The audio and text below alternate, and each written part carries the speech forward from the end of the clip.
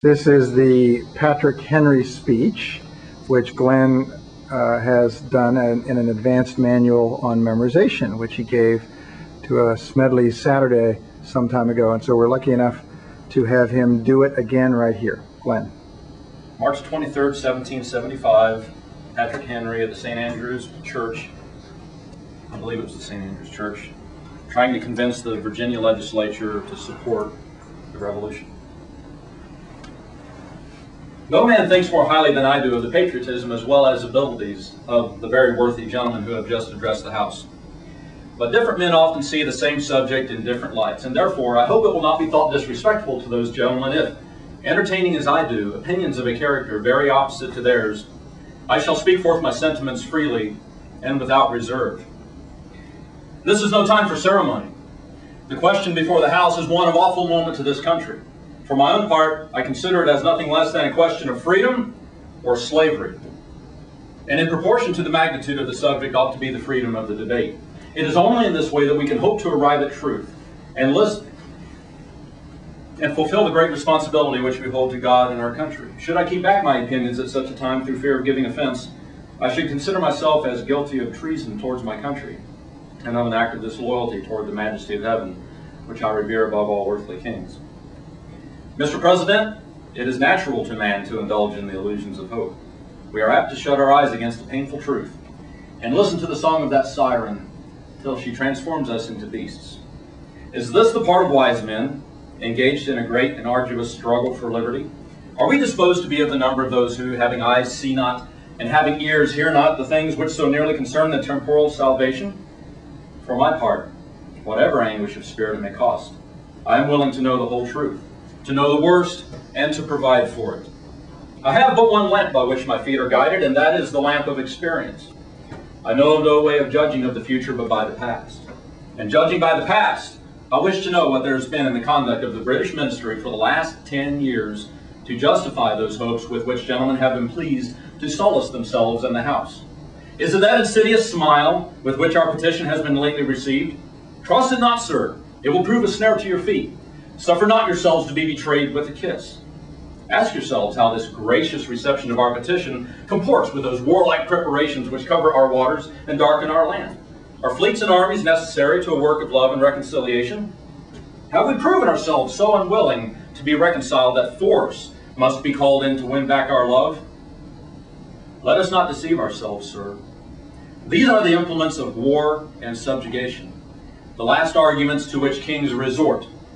I ask, gentlemen, sir, what means this martial array, if its purpose be not to force us to submission? Can gentlemen assign any other possible motive for it? Has Great Britain any enemy in this quarter of the world to call for all this accumulation of navies and armies? No, sir. She has none. They are meant for us. They can be meant for no other. They are sent over to bind and rivet upon us those chains which the British ministry have been so long forging. And what have we to oppose to them? Shall we try argument? Sir, we have been trying that for the last 10 years. Have we anything new to offer upon the subject? Nothing. We have held the subject up in every light of which it is capable, but it has been all in vain.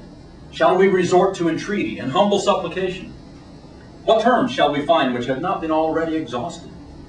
Let us not, I beseech you, sir, deceive ourselves. Sir, we have done everything that could be done to avert the storm which is now coming on. We have petitioned, we have remonstrated, we have supplicated.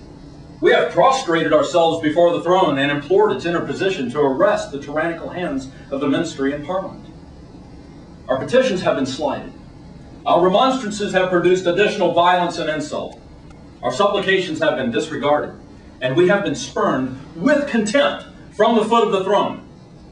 In vain after these things may we indulge the fond hope of peace and reconciliation. There is no longer any room for hope. If we wish to be free, if we mean to preserve and violate those inestimable privileges for which we have been so long contending, if we mean not basely to abandon the noble struggle in which we have been so long engaged, in which we have pledged ourselves never to abandon until the glorious object of our contest shall be obtained, we must fight. I repeat it, sir, we must fight. An appeal to arms and to the God of hosts is all that is left us. They tell us, sir, that we are weak, unable to cope with so formidable an adversary. But when shall we be stronger? Will it be the next week or the next year? Will it be when we are totally disarmed and when a British guard shall be stationed in every house? Shall we gather strength by irresolution and inaction? Shall we acquire the means of effectual resistance by lying supinely on our backs and hugging the delusive phantom of hope until our enemies shall have bound us hand and foot? Sir, we are not weak if we make a proper use of those means which the God of nature hath placed in our power. The millions of people, armed in the holy cause of liberty, and in such a country as that which we possess, are invincible by any force which our enemy can send against us. Besides, sir, we shall not fight our battles alone. There is a just God who presides over the destinies of nations and who will raise up friends to fight our battles for us. The battle, sir, is not to the strong alone. It is to the vigilant, the active, the brave. Besides, sir, we have no election. If we were base enough to desire it, it is now too late to retire from the contest. There is no retreat but in submission and slavery. Our chains are forged. Their clanking may be heard on the plains of Boston. The war is inevitable. And let it come. I repeat it, sir, let it come. It is in vain, sir, to extenuate the matter. Gentlemen may cry, peace, peace, but there is no peace. The war has actually begun. The next gale that sweeps from the north will bring to our ears the clash of resounding arms. Our brethren are already in the field. Why stand we here idle? What is it the gentlemen wish? What would they have? Is life so dear or peace so sweet as to be purchased at the price of chains and slavery?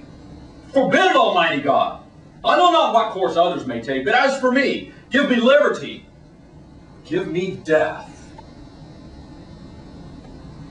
Thank you, Glenn, for that. And as we were talking just now, you have a comment about this speech and its importance. Patrick Henry would be considered the distinguished platinum distinguished Toastmaster of the century because he inspired his audience and he delivered with power and captured the passion of the time and convinced the Virginia legislature to cast their lot with the revolutionaries.